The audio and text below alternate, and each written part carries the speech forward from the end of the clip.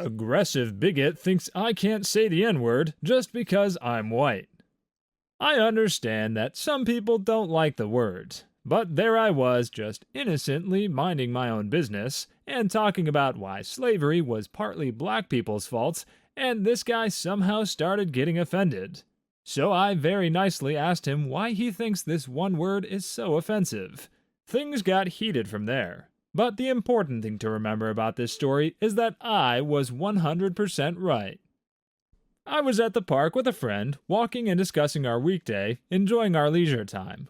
We bought food and went to the store to window shop and browse at new releases. It was near sunset in the evening, and we were waiting at a park at the bus stop next to a black guy at the stop. Because it was a weekend timetable, buses run less frequently, and we had to wait about 20 minutes for the bus in a vacant area. I asked my friend, why do black people react so badly to the N-word if they themselves say it all the time? I mentioned it was hypocritical and unfair to exclude others, which in and of itself is prejudice and a privilege to them. He said, that's how it is. The N-word is very horrible for them. Like why? I understand about slavery and oppression in the history books, but Westerners were one of the first major powers to instill a liberal democracy to abolish slavery under the Constitution. Not to mention that white people were also slaves amongst many other slave-trading powers, and that the African leaders of the Atlantic slave trade were willing to trade their citizens for imperial technology and influence. So why do these people get special treatment? I looked over to the guy and asked him, without censoring myself, does the N-word bother you? Except I actually said the word. He threatened me not to say it again, to which I said, am I supposed to be afraid of you? You think trying to scare people is a good thing? He looked over to my friend and commanded him to tell me to shape up. Responding to his aggression, I reminded him that I wasn't being prejudiced, and was asking him a genuine question, and that he should shape up and be an adult. He started cussing and being upset, which I matched back twofold. He backed down, and I exited the encounter unscathed. Both of us fled the scene, and my friend was aghast at my actions. He told me that I shouldn't do that, but I lectured him that the other guy was in fact the guy who escalated the encounter. My friend agreed to this because the other guy did get enraged first, and I kept my cool. I told him that if no one asked these important questions, how are we supposed to know? And that guy wasn't a great example of a decent person. I condemn him. My friend withdrew and kept quiet. We continued home and both started our work weeks. So am I the jerk in this situation? Perhaps someone can give me some answers to the questions asked in the post. Oh, something you can't really pick up on from listening to this story is that the original poster feels the need to capitalize both words when he mentions black people. I don't know why, but that feels like an important detail somehow. The other important detail is that he noticed the capital B, capital G black guy just before he started launching into this very detailed conversation about how capital B, capital P black people just love to say the N-word. It really feels like he was basically trolling this guy. When he didn't get the response he wanted, he roped the guy into his conversation, even though his ignorant questions had already been answered by his friend. Then again, maybe OP is really just trolling us. The top comment asks why this OP is posting race bait when he should be getting ready for school. And for as hard as OP tries to sound smart, he contradicts his own story. He says he matched the guy's aggression, then later says he kept his cool. Which is it, Leroy? Sadly, however, it's all too easy to picture someone baiting a person like this in real life. What do you think? True story or simple race bait? Let us know your best guess in the comments and why. Entitled roommate complains about the food he stole from my 3 children. I've lived with my roommate for 3 years, and over those 3 years, I've learned my roommate loves to help himself to my leftovers. I cook for myself and 3 kids and buy food using EBT. But I feel it's unfair that I get myself a pie and my roommate eats most of it, leaving me with a quarter-inch sliver. However, I feel I'm kind, so I just shrug and give the sliver to my 3 kids as a treat. I should preface this by saying that I have many food allergies, so I only cook what I can eat. Whatever's in the pantry that I buy, only the kids can eat. But I lived 3 years never having mushrooms, and I love mushrooms. Like, I love them. The only real vegetable-ish thing with a depth of umami I can eat is mushrooms. I never bought fresh mushrooms since my roommate is allergic to the spores. But one day I found an umami seasoning, pure dried mushrooms. Oh my effing god, I fell in love. My kids love mushrooms, but not nearly as much as I do. So I made dinner with the intention of having leftovers. I added the dried seasoning to the pasta dish. It brought out the flavor, and I was happy to have mushroom flavor again. I packed up the leftovers. Fast forward to the next day. My roommate takes the Tupperware out of the fridge. Enough to feed 4 people. And I don't recommend reheating in Tupperware, but let's skip over that. He microwaves it. He takes a bite as I'm walking into the living room, and he accuses me of trying to end his life by giving him anaphylaxis with the mushrooms. So I just look at him and ask, why are you eating my family's food that I bought with EBT? I feel like I'm a jerk for not warning him our leftovers contain something he's allergic to, but then again, I don't feel that bad since I've never once eaten nor given my kids his leftovers. I'm not sure. He had a reaction to eating the food, but not to the spice being in the house. But I feel like I'm making excuses. But then again, the spice never hurt him, just eating it did. There are 2 things you need to know for extra context here. First, if you've watched this channel, you've heard me say that Reddit hates kids. But there are things they hate more, and one of them is people who steal food. Second, when people post on this subreddit, they're expected to tell the mods why they think they might be the jerk. This OP just copied her entire post into that comment because she literally couldn't think of a succinctly legitimate reason she'd be in the wrong here. So congratulations, OP, you posted this for validation and you've gotten it. There is one issue here though. Either this OP doesn't understand just how small a 1/4-inch sliver of pie really is, or she's been dividing comically undersized portions of food between 3 kids for quite some time before finally standing up to this guy. At a certain point, being a doormat is not the nice thing to do, especially not if it's hurting your kids. Also, eating an entire pie that OP bought is not the same thing as helping himself to her leftovers. If there are any mothers listening, don't be this kind to anyone who steals from your children. It's a bad look. If you made it this far in the video, consider liking and subscribing for more videos coming. Idiot father cheats his son out of $500 through sheer stupidity. I usually have issues with the mother folks. This time, I'll give you in all his glory the biggest fool I ever had to deal with in my business of owning a comic store and selling from flea markets. The year was 1995 or 1996. 2 kids, about 12 or 13, walked into my store and wanted to buy a pack of Upper Deck SPX basketball cards. For those of you that do not know, there was 1 card per pack, and it was a hologram card, except for some inserts. The kid paid $5, and he selected a pack and opened it. It didn't look like a regular card, and we were confused about what it may be. I asked to see it and saw that it was an Anthony Hardaway rookie autograph redemption card. To get it, you had to mail this in to Upper Deck, and they sent you an autographed card. The kid asked what the value was, and I pulled out my Beckett's price guide and looked it up. No online sites back then. According to the guide, it had a value of $500. Needless to say, this kid was jumping up and down with joy, and his friend was excited too. Enter the idiot father. Idiot father saw his happy kid and looked annoyed. He asked what was going on. The kid told him he got a $500 card. I confirmed this, and he asked how much his son paid for the pack. When the kid told him, he got mad that the kid wasted $5 on a gosh darn pack of cards. I told the kid what had to be done to get the card, and the father was upset that he had to mail something. His reasoning was that they would know where he lived. I told him that this was normal, and it was just to send his son the card. Nope, he wasn't having it. I said to him, "Tell you what, I'll mail it for you, and your address will not be known by Upper Deck. I'll give you a receipt, and I'll give you a call when it comes in." He didn't want to do that either because I'd have his number. I said, "Sir, I don't want to hang with you. All I want is for your son to get his card." I then said that I'd give him the receipt for the card, and he could come in and pick it up in about 30 days, as I would mail it out tomorrow. Nope, he thought I would just tell him that I never got it, then sell it and rip him off. I said, "Okay, how about I give you $100 for it right now, and you don't have to do anything?"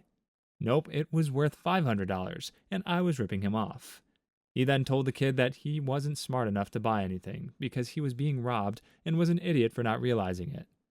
I tried one last time. I showed him the expiration date, which was in about 2 months, and said that since he had no interest in mailing it in or selling it, he would not be getting anything for it, as it would become worthless after that date. Well, he dragged the kid out while insulting the kid and myself, leaving his friend behind to fend for himself. Several months go by, and I never heard if the kid got the card or not. One day I decided to go to the supermarket in the strip mall I was located in, where I saw the kid with his mother. I asked him if he ever got the cards, and he said no. What card? His mother asked. The kid said nothing. She asked again, and he muttered that he got a good card, and his father wouldn't let him send away for it. He told her what it was worth, and that I offered to buy it, and she got ticked. A few seconds later, here comes idiot father, and he sees me talking to them. She asks him about the card, and he started stammering that I was trying to rip them off and try to get their address, and that the whole thing was a scam. The look in her eyes could have melted the polar ice caps. She said, "I work 3 jobs, and you effing sit on your backside all day, and you turn down an easy $100 because you're so effing paranoid that you refuse to believe anything?" She asked her son what happened to the card, and the kid told her that the moron ripped it up and threw it out the window of the car. She turns to him and tells him he's walking home because she didn't want to be in the same car with him. Found out it was a 7-mile walk. It was December. I don't know what happened after that, as the kid's friend told me they moved soon after. Well, the kid definitely did get robbed, but it wasn't by OP. Honestly, it's insane that someone would berate a child for how they spend $5 in the first place, as if children are out there putting their petty cash into long-term investments. Except in this case, it did turn out to be a solid investment. The only reason it didn't pan out is because the dad refused to let anything happen with it. He could have made $100 on the spot, or waited to make even more. But apparently he'd rather get nothing than give out his phone number. Basically, he didn't want to do what it would take for his son to get the card, but he was worried OP would steal it for himself, so he decided nobody would get the card at all. That's such a ridiculously petty mindset, and all it does is hurt everyone around you. I can't think of one case in the world where a person would be rewarded for this type of thinking, unless you think the exercise from a 7-mile walk counts as a fringe benefit. But somehow I don't think this dad probably saw things this way. Wild Karen wants my handicapped seat when there are several empty seats on the tram. I've been living in Finland for a while now, and I had really come to think of Karens as being an American phenomenon. They're never something I really thought to see out in the wild in Finland. Finns in general tend to keep to themselves and not bother people with things like invading their personal space and small talk with strangers. Today, much to my dismay, I had my image shattered. I can now attest to the fact that Karens exist the world over. One great thing about where I live is that the public transportation system is absolutely brilliant. I can take a tram from where I live to most places in the city. No muss, no fuss, no long waits. I rarely have to wait more than 10 minutes to catch a tram to get where I need to be. This is especially good since I was recently injured. In short, while I was going down the stairs, my feet forgot how to feet, and I took a little tumble. To make a long story shorter, I broke my ankle, and I'm on crutches while I mend. Today, I needed to head into the city center. It should have been a quick and easy trip with a minimum of walking, so relatively painless. With my crutches, I hobbled my way across the street and onto a tram.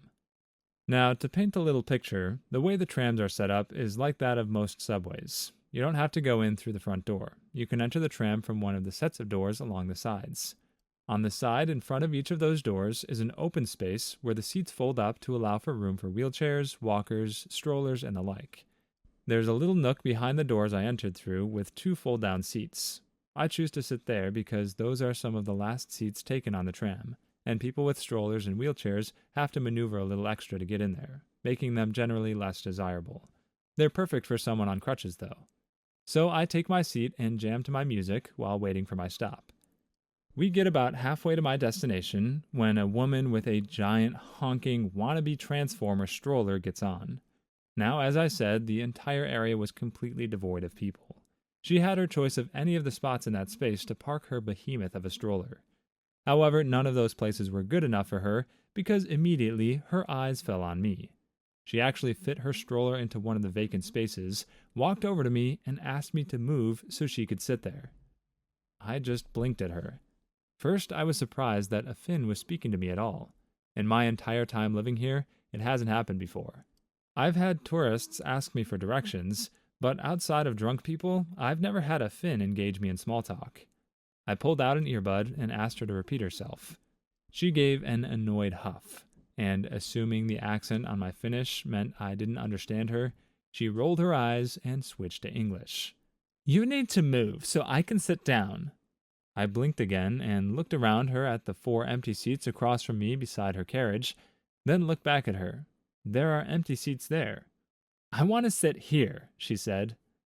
Now, I did my time in customer service, and I no longer have the patience that I once had. That was ever so long ago. Now I'm old and grouchy, one might even say crotchety, but I like to think I need another couple of decades under my belt before I can well and truly settle into crotchety. I'm sure there was a look of purest incredulity on my face as I stared up at her. It took me a moment, but I finally responded. "It's good to want things in life." I was not having any of her nonsense. I put my earbud back in and turned to look out the window. Then she tapped me on the shoulder. I looked back at her, again in shock that a Finn would willingly touch a stranger when they weren't drunk. "You don't understand," she said. "Do you not speak English?" She just heard me speak English. It's my first language after all. That and bad English. I'm completely fluent there. I said, "I understand that there are a bunch of empty seats right there, and you're bothering me for mine." "You have to move," she said. "These seats are for mothers and their babies. I'm a mother." "Congratulations," I said rather sharply in return, "but your procreation choices have absolutely no bearing on me or my life." The funny part is that literally right by my head was a sign that had little images of an old person with a cane, a person in a wheelchair, a pregnant woman, and a person with a cast on their foot with a crutch. I was actually on the sign, a person with a cast and a crutch. It seemed she was annoyed that I wasn't immediately kowtowing before her breeding status because she started to raise her voice as she demanded I move. She kindly informed me that I could just sit somewhere else. She was loud enough that a few of the other passengers had taken interest and were watching her. Rather deliberately, I picked up one of my crutches and tapped the handle against the sign right beside my face. "It's also intended for injured people," I said. "As you can see, I'm injured. There are empty seats for you right there. I suggest you take one if you want to sit down. I'm not moving." "But I want to sit there," she shouted. "You have to move for me because I'm a mother." She just kept saying that over and over and over again, perhaps thinking that the 11th time saying it would somehow be more compelling than the 6th. I decided to leave her to it and went back to window gazing, hoping she'd get tired of talking to a brick wall. She did, but rather than take one of the empty seats, she marched up to the driver at the front. Now I can't even imagine what it is she said to her, but at the next stop, the driver walked back to where I was. It was obvious she was planning on telling me I had to move. But as I came into view, she just looked surprised, then confused, then annoyed. She walked back up and spoke to the mother. Again, I couldn't hear what they were saying, as they were too far away from me. Whatever was said did not please the mother, as she came back and all, but threw herself into the fold-down seat next to her impractically large carriage. However, the seat didn't seem to like the force with which she threw herself into it, because there was a loud snap of plastic cracking. In alarm, she leapt to her feet. Just at that moment, the tram lurched, and she was thrown unceremoniously on her motherly backside. I couldn't help it. I burst out laughing.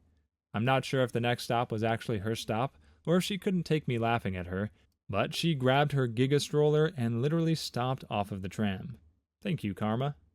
If OP hadn't been injured, I might be on the fence about this story.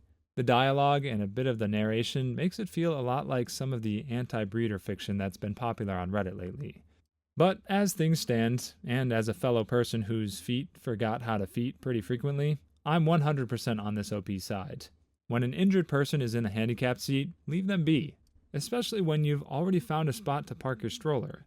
If the other spot was good enough to leave her child while she had this argument, then it was a good enough seat to sit in. Some people just want what they want and refuse to take anything else. From the way OP describes it, this particular seat doesn't even sound like the best one. But explaining that probably wouldn't have mattered. There's a certain type of Karen who would stick to her guns, even if you offered her something 1,000,000 times better than whatever she's fighting for. I'm interested in how this would look if you took the injury out of it, though. If that were the case, OP shouldn't be sitting there. But it wouldn't change the fact that there were other open seats. Would taking the injury out of the equation make OP the jerk, or would the other lady still be the Karen in that case? Let us know your thoughts in the comments. Please leave your stories in the comments. I'd love to make a video of them in the future. Also, don't forget to like and subscribe.